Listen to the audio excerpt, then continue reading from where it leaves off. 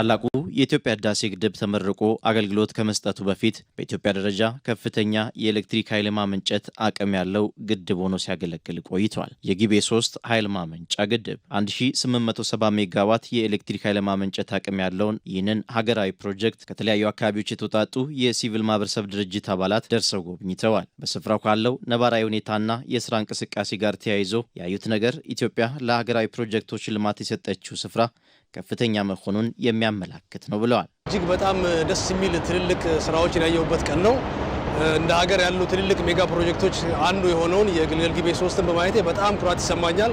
እንደዚህ አይነት ሜጋ ፕሮጀክት ደግሞ በክልላችን ለሀገሪቱ ምሰሶ የሚሆን ፕሮጀክት መኖሩ በጣም ደስተኛ ነኝ። ፋይዳውም ላቅ ያለ ነው ብዬ ነው የሚገልጸው። ከዋናው የኃይል ማመንጫ ግድብ ትንሽ ራቅ ብሎ በሚገኝ አካባቢ የጊቤ 3 የኃይል ማመንጫ ውሃ ወደ ኋላ የሚተኛበት አርቲፊሻል ሐይቅ በተሰራበት አካባቢ ነው የምንገኘው።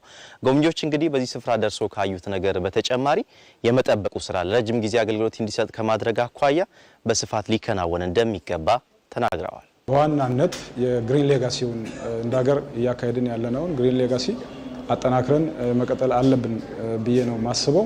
እንግዲህ ይሄ ማመንጫው ነው፣ አሁን ያለንበት ቦታ ማመንጫው ነው።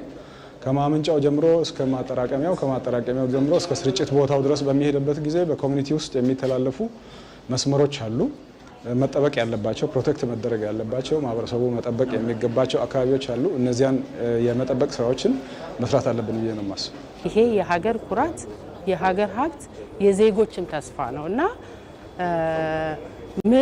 ማን መስራት እንዳለበት ተረባርበን ይሄን መጠበቅ እንዳይን ብሌናችን መጠበቅ እያንዳንዱ ዜጋ ግዴታ ነው። ከኃይል ማመንጫ ግድብ የሚገኘው የኤሌክትሪክ ኃይል በኢትዮጵያ የተለያዩ አካባቢዎች ብርሃንን ከመስጠት አልፎ ለጎረቤት ሀገራት ጅቡቲ፣ ኬንያና ሱዳንን ጨምሮ መትረፍ የቻለ ትልቅ ሀብት ነው። የፕሮጀክቱ ኦፕሬሽን ማናጀር የሆኑት ኢንጂነር ደጀኔ ጉታ እንደሚናገሩት ፕሮጀክቱ በተያዘው በጀት ዓመት ባለፉት 6 ወራት በሙሉ አቅም ኃይል ማመንጨት ችሏል። በዚህም ከሀገሪቱ አጠቃላይ የኃይል አቅርቦት 18.2 ከመቶን መሸፈን ችሏል። በ2018 ባጀት ዓመት የመጀመሪያ ግማሽ ዓመት የጊቤ 3ኛ ኃይል ማመንጫ ጣቢያ የሀገሪቱን 18.2% አመንጭቷል። ኢነርጂውን 100% አሳክቷል። በጣም ለሀገሪቷ ትልቅ የኢኮኖሚ የሚያበረክት ኃይል ማመንጫ ጣቢያ ነው።